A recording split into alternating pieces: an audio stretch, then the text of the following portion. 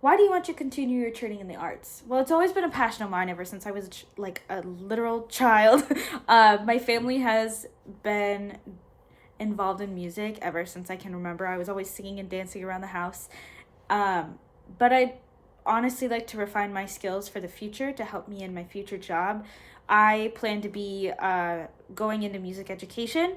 I can't decide whether I want to do vocal or instrumental yet, but hopefully, with this training, I could refine my skills to become a better teacher, as well as maybe decide whether I want to go into either vocal or instrumental. Um, Being an artist makes me me because it's basically my personality. If you ask anyone I know, like my thing is music. But it's also a form of therapy for me.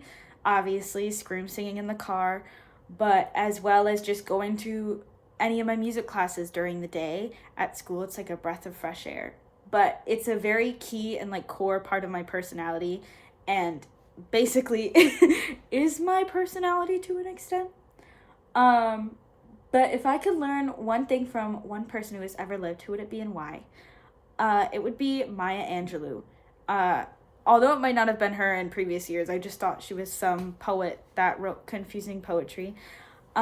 This year we kind of delved deep into her as a person, and it was just extremely interesting to hear all of the hardships she had to go through and how she used her artistic abilities to help her cope with that and also to help her advocate during the civil rights movement.